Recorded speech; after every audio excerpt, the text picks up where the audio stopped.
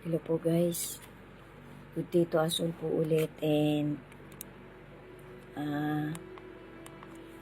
lubos po ako nagpapasalamat ulit sa inyong lahat na makakakita po ulit ng content ko na to na duktong-duktong. Hari manawari po malusog pa rin tayong lahat, ligtas pa rin tayong lahat, payapa pa rin po ang lugar ng bawat isa sa atin. Maraming salamat po ulit sa inyong lahat na magtatry manood at tapusin. Mula sa unang minute hanggang sa final minute na ending ng bawat part ng content ko na to. Bali WWTH po Season 27, Book 8, bali Part 32. Part 32 na guys. Tinatapos ko po itong hinimay ko na tungkol talaga sa magkapatid na si Kuya Jesse at saka si Simon Dasilot. So, ang nangyari po, nung dumating po ang Panginoon dun sa Pool of Bethesda,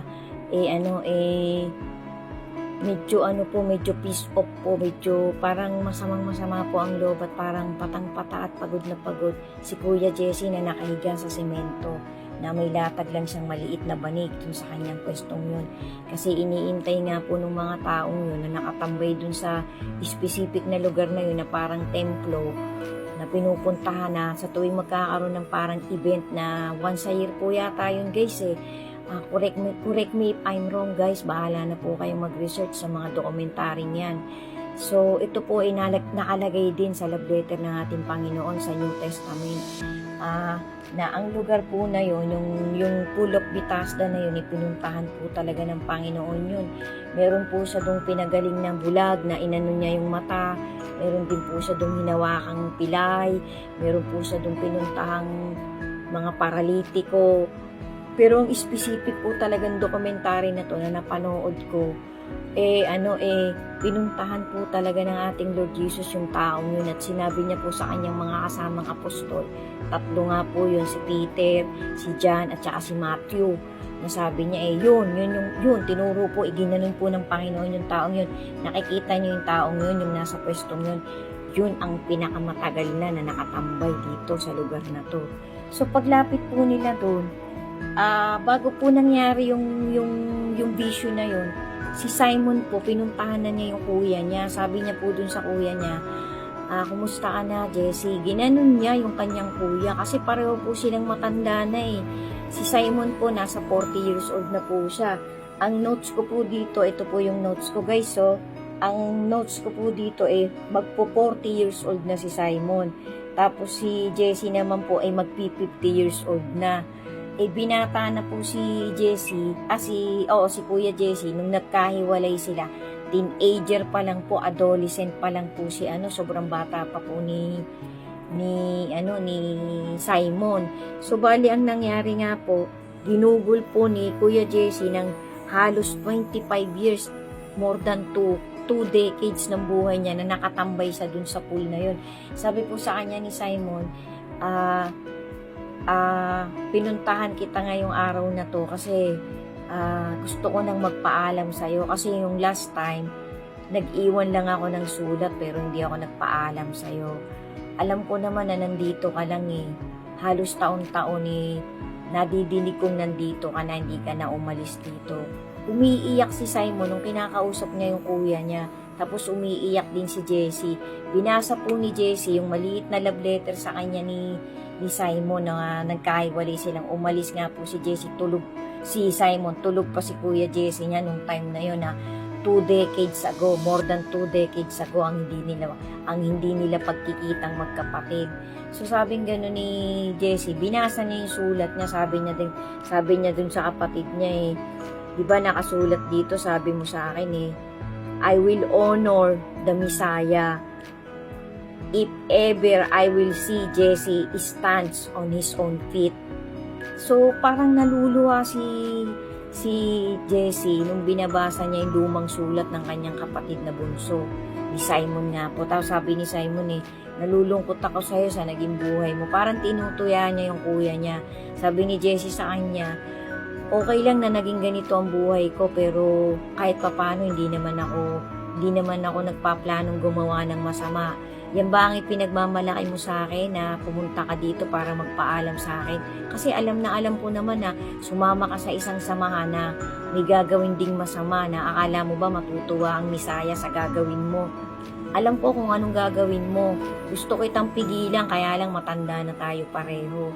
Ang tagal mo palang nagpapabalik-balik dito ni hindi mo man lang ako sinisilip, ni hindi mo man lang kinukumusta kung okay pa ang kapatid mo. Sana man lang dinadalaw mo ako. Kasi hindi naman tayo naghiwalay na magkaaway tayo eh. Mga ganyan po, mga talagang nakakaantig po ang binitawang salita ni Kuya Jesse sa kapatid niya. Gusto niyang yakapin ng kapatid niya kaya lang nalulungkot din po si Kuya Jesse. Kasi ang naging pananaw na po ni Simon, ang perspective po ni Simon parang puro na lang po galit, maghihiganti siya sa mga kababayan niya. Yun po ang itinanim sa kanya ng samahang pinuntahan niya kasi nga po yung mga tao po noong unang panahon parang ano po sila, parang nagalit po talaga sila sa mga maling nakita nilang pamamalakad ng gobyernong nakagisa ng kanilang mga ninuno. So parang tumatak po sa isip at puso ni Simon maghiganti, mag-revenge, na ang igaganti din po niya ay mga sarili niyang kababayan. Sabi nga po ng Panginoon, akin ang paghihiganti. Kasi kapag naghiganti na po tayo guys, yan po ay letra por letra, nakasulat po yan sa banal na salita ng ating Panginoon, sa kanyang Holy Scripture, sa humanity.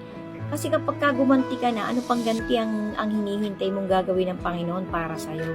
Kasi sabi nga po ng Panginoon, lagi kang magpipigil ng galit mo. Huwag lulubog ang araw na galit ka pa rin sa isang specific na tao. Kailangan magpapatawad ka. Kasi baka kamatayan mo na may galit ka sa puso. Yan po ang itinanim ng isang matuwid din na mangangaral na talagang sinalita po yan ng ating Panginoon. Nakalimutan ko na po pero nakalagay na rin po yan sa mga content na nagawa ko na talagang ang Panginoon ang magre-revenge, hindi tayo. Hanggat kaya nating magtimpi ng galit natin, wag nating gagawin. Kailangan lagi tayong uunawa at magpapasensya hanggat kaya natin guys. Kasi para ang Panginoon ang gaganti ng laban natin. So, bali ang nangyari nga po dito sa magkapatid na to, pareho po silang lumuluha. Parang nagpaalam na si Simon na determinado na siyang pumatay ng isang tao dahil para patunayan niya sa samahang pinuntahan niya, sa samahang sinamahan niya ng more than 2 decades para siya mag-training ng lahat ng klaseng martial arts para pumatay ng tao. So, ang nangyari po, naghiwalay sila na malungkot at si Kuya Jesse kasi gusto niyang awatin yung kapatid niya kaya lang hindi na rin po niya kayang desisyon na ng buhay ng kanyang kapatid kasi pareho na po silang matanda Pilitin man niya hindi na rin po susunod sa kanya si Simon kasi si Simon po ay nakapangako na sa pinuno nung samahan nila na siya ang gagawa nung task na ipinagagawa sa kanya. So ang nangyari po nung dumating na po't nilapitan na po ng Panginoon si Kuya Jesse, sabi sa kanya ng ating Panginoon, anong ginagawa mo dito? Tinanong siya ng ating Panginoon. Sabi ni Jesse every time po na gusto kong lumapit dyan sa pool na yan, lagi po akong nadadaganan, lagi po akong nauunahan, nagkakaroon po ng stampede kasi nga po kailangan makalapit dyan sa pool na yan para ka gumaling. Gusto niyo po bang tulungan ako? Sabi niya ganun sa ating Lord Jesus. Sana po tulungan niyo akong makalapit kasi any moment po, ngayon pong araw na to, parang ganun ang system ng usapan nila kukulo na po yan, mag-i-stir up na po yan. So, magtatakbuhan na po yung mga tao dyan para pumunta sa gitna niyan. Yun ang pagpapaliwanag ni Jesse, sabi ng Panginoon sa kanya, gusto mo bang gumaling? Gusto mo bang makaalis na sa lugar na to? Yun ang tanong sa kanya, 3 ulit yata o 2 ulit na tinanong sa kanya ng Panginoon.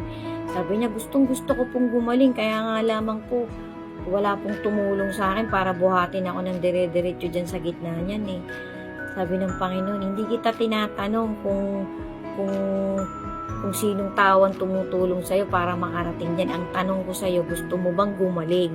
Gusto mo na bang gumaling talaga? So, paulit-ulit siyang tinanong ng Panginoon kaso iba ng ibang isinasagot sa kanya ni Kuya Jesse. Sundan niyo pa po guys, endingan ko na po to. Ang galing po ng ginawa ng ating Panginoon sa magkapatid na to. Napakalalim po ng motivation. To God be the glory po. Thank you po for watching. Be steadfast in your faith to our Creator and be alert and always pray Allah. magtitiwala po tayo sa magagawa ng ating dakilang Diyos at ng kanyang bigatin sa may kasunod